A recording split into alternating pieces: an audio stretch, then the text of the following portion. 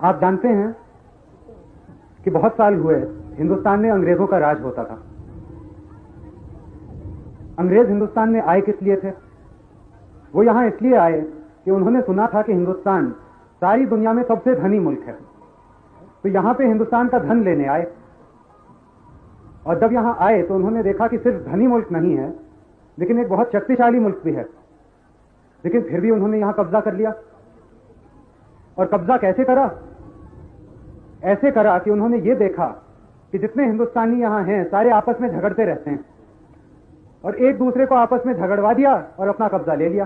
तो अभी हाल में हिंदुस्तान में कुछ ऐसी शक्तियां पैदा हो गई थीं जो फिर से हमें आपस में झगड़ा करवाना चाहते थे। कभी विद्यार्थियों से कहते थे कि पढ़ाई छोड़ दो, दंगा फसाद करो, बसें जला दो, रेल जला दो, सरकारी इमारतें वो जला दो। ये किस लिए कहते थे? कारखाने में जो मजदूर काम करते हैं उनसे कह देते थे कि स्ट्राइक करो, काम ना करो। अब पहले हमने देखा है कि जब दंगा फसाद होता है तो मुल्क का क्या नतीजा होता है।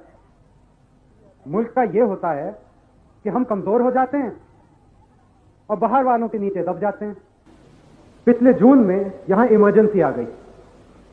जैसे ही इमरजेंसी आई, एकदम से हिंदुस्तान की पैदावार बढ़ गई। जितने विद्यार्थी थे एकदम से पढ़ने लग गए, सब लोग अपने काम में लग गए।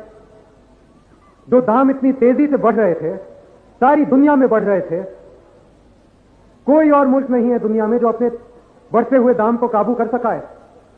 एक सारी दुनिया में मुल्क हिंदुस्तान है जहां दाम सिर्फ बढ़ने से नहीं रुक गए, घटने लग गए। जो चीजें मिलती नहीं थी, जो काला बाजार था, ये सारा मिट गया। चीजें मिलने लग गई। जो स्मगलिंग चलती थी वो रुक गई। हिंदुस्तान की आम जनता का तो बहुत फायदा हुआ है। हिंदुस्तान के जो मजदूर हैं उनका तो फायदा हो गया है। आखिरी कार्यक्रम जो हमने लिया है युवा कांग्रेस से, वो है सफाई का। सफाई के तो सब फायदे आप जानते ही हैं।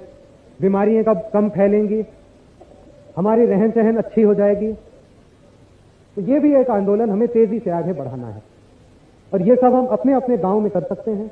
अपने अपने गुट बना लें और हर हफ्ते का या हर महीने के लिए एक गली को पूरा साफ कर लें, तो एक साल में पूरा गांव चमक उठेगा। और ऐसे ही गुट अगर हर एक मोहल्ले में बन जाएं, हर एक मोहल्ले में एक एक गली को साफ करते जाएं, तो पूरे शहर भी चमक जाएंगे।